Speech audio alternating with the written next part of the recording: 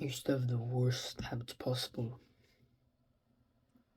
Scrolling, lying on a couch, on the ground, staring into the ceiling. Most of the time I was on my phone, looking at 10 different stories from 10 different people, YouTube shorts, Instagram reels, scrolling, scrolling. My attention span was literally less than half a second. Half a second, and the habits I had would literally ruin my life. And I would literally just ruin all my progress and my entire life because of what my life was like. So, what did I do? I continued, continued, continued, playing video games, scrolling, just wasting my life. It was honestly the worst thing I could have ever done. My mental health plummeted, physical health plummeted. My life started falling apart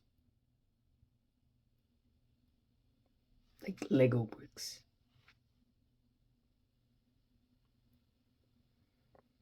And dropped into this massive decline. My health, mental health, habits, life, everything plummeted. Everything went to the literal, complete worst. Because my habits were most of the time scrolling, scrolling, being lazy,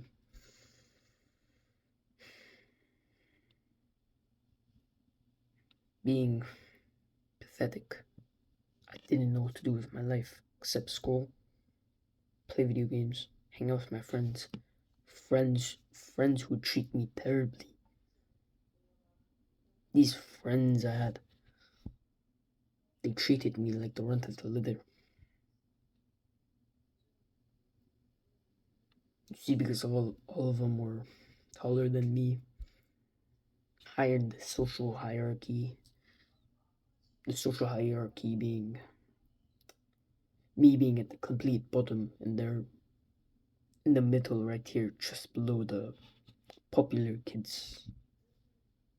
So whilst I'm in literal last depths, they're here in the middle, and the popular kids, or the actual likable kids, being at the top. They were all the way over here ahead of me whilst I was stuck at the bottom. They still had terrible habits like me, but they were still higher in the social hierarchy. They were taller than me. They looked a lot better than me because I looked terrible. I literally, my genetics gave me this, but I just didn't look like the rest of the group. I did what they did, but I didn't want to live like them. I didn't want to live like them. I want to stop living like them with the same habits and etc. Because the habits we had was scrolling, video games, eating junk food like In-N-Out or whatever, saying, "Oh, guys, did you see about this new update, this new meme, this music, this soundtrack, this?" It was always revolved around typically those things. Whenever we'd meet up, we talk about stuff that happened. Do you guys see the election? This, politics and all this. And honestly, we had literally probably most 80% of identical habits with everybody else in the group. Some guys were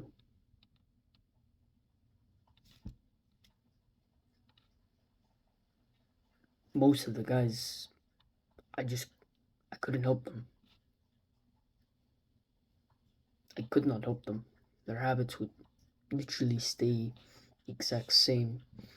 And when one reached out to me, tried to get my help, he betrayed me. He betrayed me when I offered him help. He betrayed me, and it didn't really affect me much, but that was a terrible friend I had in that friend group which I used to be in. Terrible, terrible friend indeed. Still hung up. I still hanged out with him, but I stopped with that. Because what does he do now? He throws his insults at me in public, makes fun of me, and all this. Yeah, well, he's skinny, fat. He's what? Lazy like I was. And he still does some physical activity, but that's not the point. So, there's a lot of excuses people have. I don't have enough time. Oh, it's gonna take too long to see any gains in the gym or any of that. They'll make excuses. Oh, it's too hard. They gave up. They gave up already because they're too weak. Too weak. They can be left behind in the dust. Because they don't understand. Yes, it's hard, but in order to get past the most the average, it's not hard. Get past. In the top, that's where it gets really, really tough. The actual top percent of men, when you're competing, it's actually way harder. Way harder. I know you may seem like, oh, but it's so hard to get past the average 90%. No, it's not. No, it's not. Even if you're at home and you do 5 push ups right now, you've literally passed 90% of average people. Think about that for a second. A small change, small improvement. You've literally made more progress than 90% of young men today. I wish I had this knowledge when I was younger. Again, because this knowledge would have saved me years and years and years. But I didn't. And I wasted all those younger years partying and just wasting my life away.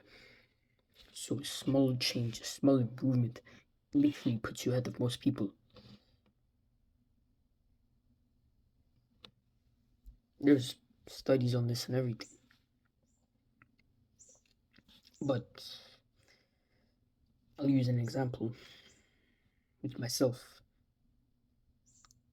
So this is the average 90% here at the left. I'm here at the literally all the way here at the race. Average 90% are going anywhere. Start doing 5, 10, 15, maybe even 100 push-ups a day. And I just push past a small change, a small improvement, a small good habit in my life. And I already push all the way ahead of them with just small, very, very, very small changes. Improving my physical health, improving my mental health, doing like really, really very, very small things which people would think are meaningless. And I go all the way over here.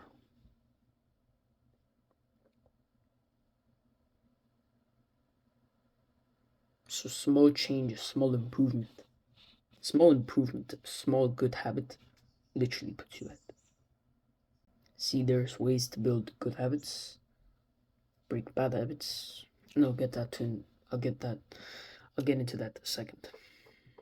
To build good habits, you wanna make it obvious. You wanna make a habit attractive,